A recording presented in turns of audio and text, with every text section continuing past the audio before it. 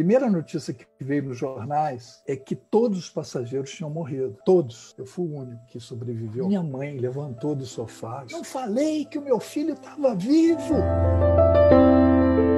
Era a minha primeira viagem para o exterior. O meu sonho sempre foi conhecer Londres, porque eu era roqueiro, tinha banda, tocava baixo. E Londres, naquela época, década de 70, era a meca do rock and roll. Era a geração Rolling Stones, The Who, Led Zeppelin, Beatles. Essas bandas conhecidas não vinham para a América do Sul, muito menos para o Brasil tocar na década de 70. E aí eu economizei meu rico dinheirinho, que naquele tempo era muito caro você viajar. E aí entrei numa agência da Varig e saí de lá, a minha paixão, com o meu sonho realizado. Era um Boeing 707 da Varig, ele saía do Rio, fazia escala em Paris e ia para Londres. A primeira notícia que veio nos jornais é que todos os passageiros tinham morrido. Todos. Não havia nenhum sobrevivente passageiro. E, inclusive, tripulantes. Na minha faculdade, já tinha um comunicado com a tarja preta pregado no mural da minha faculdade, dizendo o seguinte: a Universidade Católica de Petrópolis comunica com pesar o falecimento do aluno Ricardo Trajano no desastre aéreo da Varig. Colocar a data 12 de julho de 1973. E meu pai já estava encomendando meu sepultamento. E minha mãe, por motivos não racionais, não acreditava. Falava, meu filho está vivo. E os meus colegas indo lá para casa, um clima terrível, falando assim, coitada da mãe do Ricardo, não quer cair na real. E naquele tempo, você escolhia o seu lugar lá no balcão. E passageiros de primeira viagem, cheguei lá no balcão e falei para a atendente, olha, eu quero a última fileira lá atrás. O avião lotado e do meu lado tinham 2 poltronas vagas. Ninguém viajava nela. Faltando 5 minutos, 6 minutos para o avião chegar em Paris, eu ansioso para que chegasse logo a Londres, começou uma fumaça pequena, atrás de mim na projeção do toalete. Mas uma fumaça muito pequena. Aí o comissário foi lá com o extintor, foi lá tentar contornar o problema e todos os passageiros do meu lado ali, à volta, também viram. Todos ficaram com cintos e eu, por puro instinto, não tem outra explicação, eu podia ter ficado ali também, tirei meu cinto e fui andando para frente. Eu já conhecia bem o caminho, já tinha visitado a cabine 2 vezes. Quando eu cheguei lá na frente, o comissário-chefe estava lá, senhores passageiros, fiquem tranquilos, nós estamos faltando 5 minutos para chegar no aeroporto de Orly, permaneçam com os cintos, estamos contornando um problema lá atrás. Quando ele me vê andando assim, magrinho, grandão, na direção dele, falou, garoto, o que você está fazendo aí em pé, cara?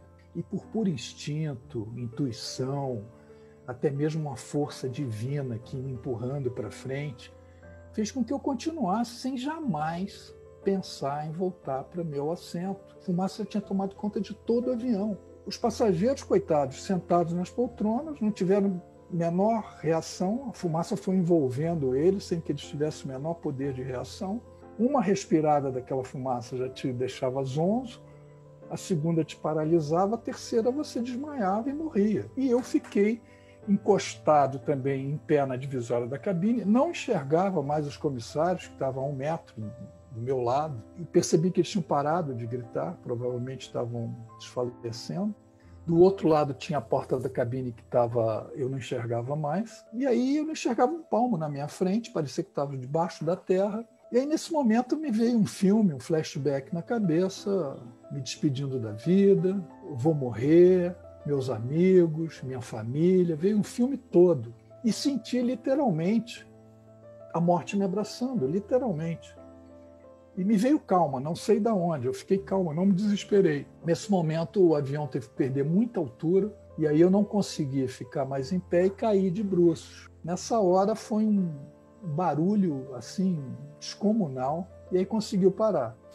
No momento que ele parou, eu apaguei como se tivesse tomado uma anestesia geral, ainda fiquei dentro daquela fornalha ali uns 10 minutos, aquela fuselagem do teto foi caindo todo em chamas em cima das pessoas, carbonizando as pessoas, ele começou a pegar fogo, e caiu uma placa grande aqui nas minhas costas, eu não senti, já estava desacordado.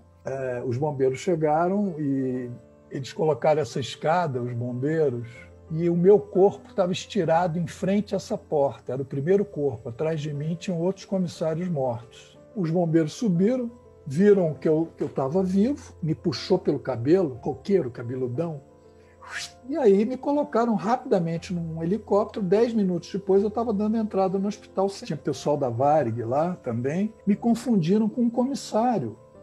Então eu era o Sérgio Balbino, esse comissário já tinha morrido, mas o meu porte físico era parecido com o dele. Nesse período que eu fiquei em coma, as pessoas me chamando de Sérgio Balbino, eu não sei como eu comecei a escutar isso em coma, pedi uma caneta e uma folha de papel.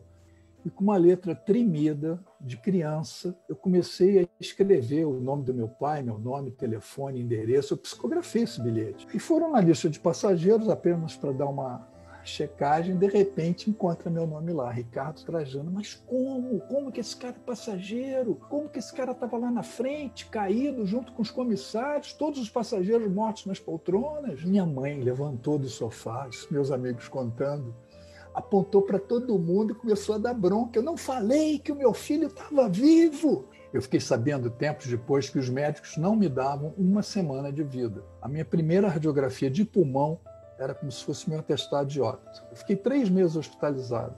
Mas desde os primeiros dias de internação, eu procurava extrair dentro daquele ambiente as coisas boas que me rodeavam. Aparentemente banais, mas sempre carregadas de uma energia, de um otimismo que me alimentavam enormemente e que me davam forças para lutar pela vida. E essas coisas era tipo, meus pais estavam no hospital, não podiam entrar no CTI. Todos os dias ele fazia uns cartazes para mim, escrevendo frases bobas. Bobas eu falando aqui agora, né? Vamos lá, Ricardo!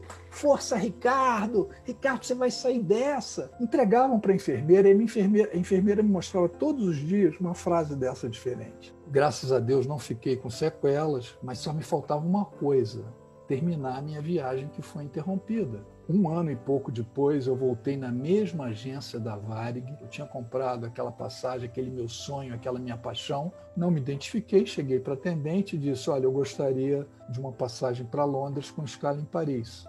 Ela imediatamente me passou o preço. Eu falei, não, você não está entendendo. Sabe aquele acidente que teve há 1 ano e pouco atrás e que sobreviveu apenas um passageiro? Pois é, esse passageiro sou eu. Acontece que eu paguei, juntei meu rico dinheirinho, paguei à vista a minha passagem, não cheguei nem na primeira escala da ida. Você não acha que a Varig tinha que me dar outra passagem? Ela ficou doida, falou, mas foi você, me deu um abraço super carinhoso. Eu sei que minutos depois a Varig me deu essa passagem. Eu chego à conclusão que, na verdade, nós somos seres essencialmente simples. A nossa natureza é simples. Nos momentos mais importantes, mais difíceis da nossa vida, a simplicidade é tudo. São as pessoas que nos contagiam. Eu procurava tomar, ficticiamente, dentro da minha cabeça, o meu melhor remédio, a minha superdose diária que eu chamava, aqueles cartazes dos meus pais, aquelas cartas, dezenas de cartas que eu recebia, aquelas fitas cassete que eu ouvia, eu canalizava aquilo tudo para um pensamento só. Eu quero sair daqui, eu vou sair daqui. Sabe para que eu queria? A única coisa que eu queria, para dar um abraço e um beijo nas pessoas que eu mais amava. Em fevereiro do ano passado, antes da pandemia, eu recebo o telefone de um cara. Puxa, Ricardo, eu fiquei pensando tanto se eu ligava para você, se eu não ligava. Me chamo Ricardo. Queria falar uma coisa com você que aconteceu na época do seu acidente, que eu tenho certeza que você não sabe. Cara, mas o que aconteceu? Ele falou, pois é, eu conheci 2 pessoas que iam pegar o seu voo e na hora H eles não pegaram o voo. Eu falei, mas como? Como que isso aconteceu? Eles estavam em São Paulo, na ponte aérea, que eles iam pegar o voo do Rio, o avião saía do Rio, fazia Rio, Paris, Londres. E lá no balcão da Varig, com a passagem e tudo, o pessoal da Varig falou, olha, infelizmente, vocês não vão poder embarcar nesse avião porque está lotado. Mas eles falaram, olha, mas como vocês vão para a Itália, ele vai fazer uma escala na Espanha e vai para a Itália, para onde vocês vão. Tudo bem? Eles falaram, tudo bem. Eu falei, xará, que coisa incrível, hein? Ele falou, pois é, essas 2 pessoas, uma era minha tia e a outra era minha mãe, que estava grávida de mim.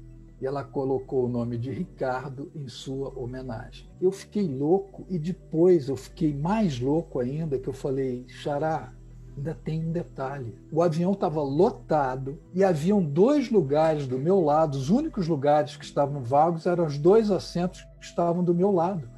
E esses assentos, provavelmente, com certeza, era da sua mãe e da sua tia. Alguma confusão que a Varig fez e falou que o avião estava lotado, mas os lugares dela estavam ali, vagos. E na hora da confusão não, na hora que começou a fumaça ali pequena, a reação que eu tive imediata de sair dali e ir para frente, de repente, se a sua mãe, se a sua tia tivessem ali do lado, eu não tivesse tido essa mesma reação, talvez por não querer incomodá-las. Eu talvez ficasse ali mais uns 30 segundos. E se eu ficasse esse tempo ali, eu não estaria aqui hoje. Você imagina um Boeing 707 lotado, todos os passageiros mortos. Aí eu coloquei essa pergunta no ar. Eu falei, gente, isso é o destino, é o acaso, é uma força divina? O que é isso? Eu tenho uma receita de bolo minha que o meu principal ingrediente é de não se vitimizar. É claro que a gente tem outros ingredientes. Eu tenho outros ingredientes para fazer aquele bolo bonito. Otimismo, bom humor, empatia, autoconfiança. E quando você tira aquele bolo bonito, você ainda coloca uma pitadinha de ousadia. Mas o principal para mim é de você não se vitimizar. Parar de se achar um pobre coitado, parar de ficar chorando pelos cantos, parar de achar que o mundo está contra você. Nunca se dê por vencido, porque quando você pensa que tudo acabou, é o momento onde tudo recomeça. Levanta, sacode a poeira e dá a volta por cima.